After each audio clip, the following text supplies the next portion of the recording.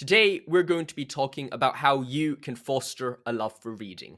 Reading is a skill that a lot of people want to develop and a lot of people want to get into.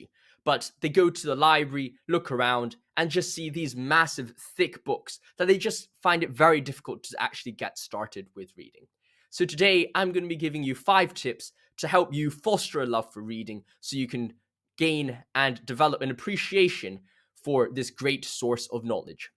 The first thing that you want to discover is what excites you. Is there a certain topic, a certain theme, a certain genre which stands out to you? Maybe you like watching TV. Maybe you like watching movies. What types of movies do you like watching? What type of TV shows do you want to watch?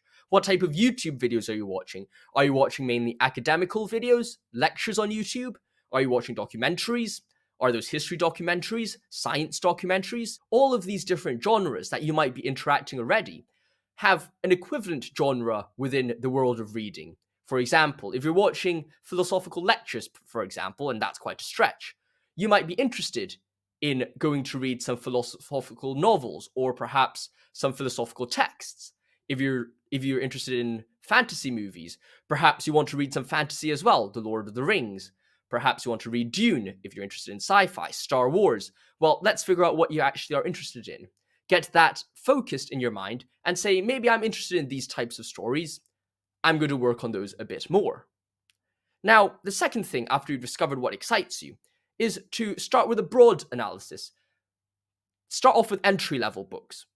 You want to start thinking about, well, what are some things in this field that might not be the most complex thing? For example, if you're doing philosophy, right?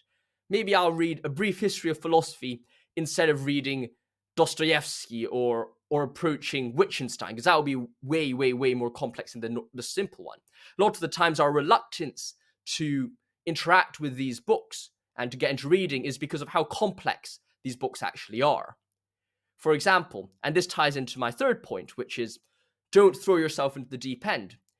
If you're afraid of reading long books and all you do is give yourself 500-page books to read, well, of course, you're going to find initial difficulty to develop that love for reading. You want to start easy and then work up on it. I started my love in philosophy with A Brief History of Philosophy, and I got interested in certain elements. Then I read more, I went more in depth, understood more about philosophy, and then I went really in depth into existentialism and, of course, phenomenology as well. So you want to start off from a broad landscape, start off with the easy things. Don't throw yourself in the deep end, because that's going to do nothing but scare you, and then foster your interest like that.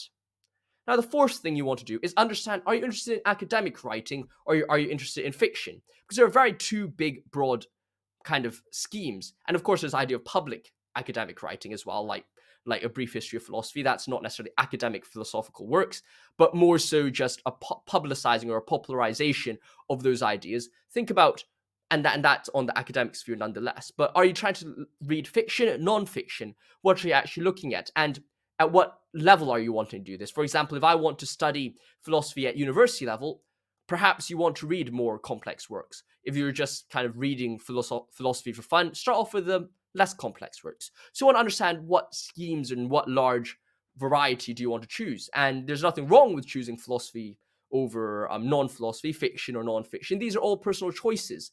But you want to make sure that you enjoy a certain type of writing. And then you can get into the love of reading for reading itself. And then you might branch off and then read both non-fiction and fiction. I grew up, for example, only reading fiction. I read Lord of the Rings, The Hobbit, C.S. Lewis, so like Tolkien, Lewis, and a few other fiction works, especially Chinese fiction works. And then from that, I just move on to reading now. I read a lot of non-fiction works. I rarely read any fictions. So that can develop over time. Don't let that limit you. But just to get started, you want to figure out what type of works you want to start off with. Now, finally, and this is a very helpful thing, especially if you're reading fiction, is to engage with the communities. For example, if you're getting into Lord of the Rings, engage with the Lord of the Rings community. There's a lot of fandoms online, a lot of people you can talk to. Now, I'm not saying, go meet friends online and talk to strangers and all that stuff, but it is definitely something which is very helpful when it comes to interacting with a book. Because you can see a lot of other people loving the book, and they also talk to you about the book. You would naturally want to continue reading the book. So even if it's quite dry to start off with, which Lord of the Rings is often accused to be, you could be like, all right, that's all right. It doesn't really matter too much, I can interact with these ideas a bit more with my friends, with these people I met online. You understand that and be like, okay, those people love the book. There must be something nice. So I'll continue reading. And then you read on, it picks up, you're interested in it. And then that really develops so much more to actually have an appreciation for what you're actually reading.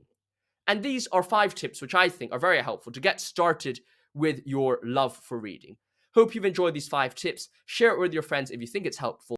And finally, if you're interested in skim reading or reading more efficiently, feel free to check out the link below. I have some tips for you there.